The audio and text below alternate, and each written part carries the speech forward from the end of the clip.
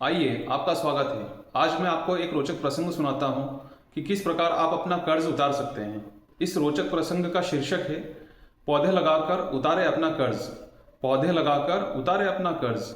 तो आइए इसे शुरू करते हैं। एक राजा बड़ा ही न्यायप्रिय था। वह अपनी प्रजा के हर दुख दर्द में शामिल होने के लिए हर संभव कोशिश करता था, इसलिए प्रजा भी उसका मान सम्मान करती थी। एक दिन वह जंगल में शिकार के लिए जा रहा था।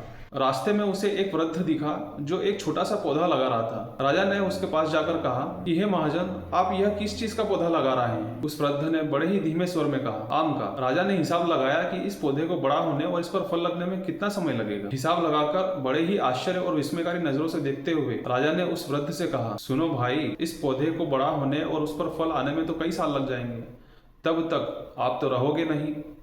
वृद्ध ने राजा की ओर देखा। राजा की आंखों में बड़ी मायूसी थी। उसे लग रहा था कि वृद्ध कुछ ऐसा काम कर रहा है जिसका उसे कभी कुछ फायदा होगा भी नहीं। वृद्ध राजा के मन के विचारों के भाव को ताड़ गया। उसने राजा से कहा, आप सोच रहे होंगे कि मैं पागलपन का काम कर रहा हूँ। किसी चीज से यदि किसी को कुछ फायदा ना मिले तो उस पर मेहनत क्यों करना? उस पर कोई व्यक्ति मेहनत क्यों कम करेगा? उसने राजा से कहा, आप सोच रहे होंगे कि मैं पागलपन का काम कर रहा हूँ। किसी चीज से किसी आदमी को फायदा नहीं पहुंचेगा तो उस पर वह मेहनत क्यों करेगा? लेकिन जरा यह भी तो सोचिए कि मैंने दूसरे की मेहनत का कितना फायदा उठाया है। दूसरों के लगाए पेड़ों के कितने फल मैंने अपनी जिंदगी में खाए हैं। क्या मुझे उस कर्ज को उतारने के लिए कुछ नहीं करना चाहिए? क्या मुझे इस भावना के साथ पेड़ नहीं लगाने चाहिए कि उसके फल दूसरे लोग खा पाए? उस वृद्ध की इन बातों को सुनकर राजा ने यह निश्चय किया कि वह हर प्रतिदिन एक नया पौधा लगाया करेगा और अपने जीवन को परोपकार के लिए समर्पित करेगा। इस रोचक कथा से हमें यह सीख मिलती है कि जीवन में स्वार्थ को त्यागे और परोपकार को अपनाएं। बिना स्वार्थ के अपने कर्म करते रहें और अपने जीवन को सार्थक बनाते रहें और खुशहाल समाज और खुशहाल सुनहरे देश का निर्माण करते रहें।